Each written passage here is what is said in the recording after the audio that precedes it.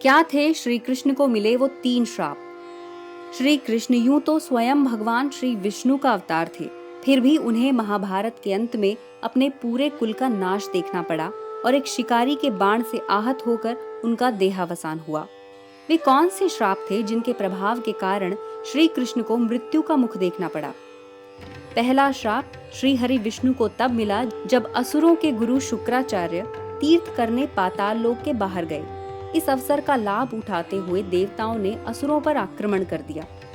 अचानक हुए इस आक्रमण से सब असुर आहत हो गए और बचते बचाते शुक्राचार्य की मां काव्य माता की शरण में पहुंचे।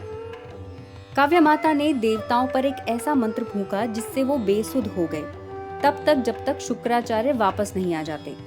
जब भगवान विष्णु को ये ज्ञात हुआ तो उन्होंने अपने सुदर्शन चक्र से काव्य माता का वध कर दिया और मंत्र का प्रभाव समाप्त हो गया और युद्ध में देवताओं को विजय प्राप्त हुई। जब शुक्राचार्य वापस आए और उन्हें अपनी मां की मृत्यु और असुरों की पराजय का पता चला तो उन्हें बेहद क्रोध आया।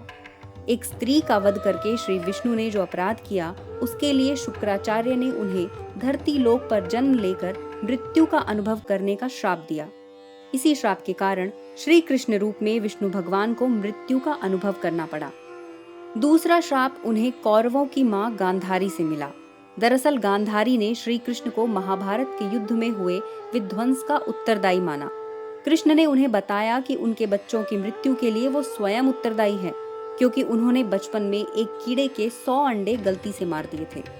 गांधारी को लगा कि बचपन में की गई गलती के लिए उन्हें इतनी बड़ी सजा देना उनके साथ अन्याय था और श्री कृष्ण ने सब तरह से सक्षम होते हुए भी अन्याय होने दिया।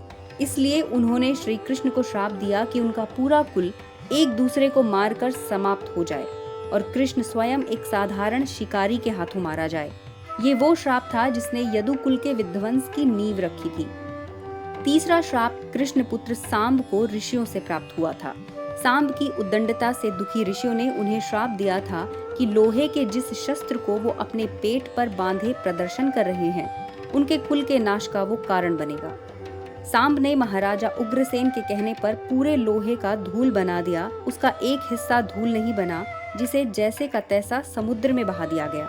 ये टुकड़ा एक मछली को मिला और मछली के पेट से शिकारी को मिला, जिसने उससे एक बाण तैयार किया। कहा जाता है कि ये शिकारी और कोई नहीं, पिछले जन्म का बाली था, जिसे राम ने पिछले जन्म में छुपकर मारा था। इस जन्म में शिकारी बनकर उन्होंने उसी बाण से कृष्ण के कदमों की आहट को जानवर की आवाज समझकर निशाना लगा दिया और उनके पैर पर आकर तीर लगा। तीर लगते ही कृष्ण को एहसास हो गया कि उनका इस युग में काम खत्म हो गया है और उनको अपने लोक वापस जाने का समय आ गया है। इसी तरह श्री कृष्ण की द्वापर युग में लीला समाप्त हुई।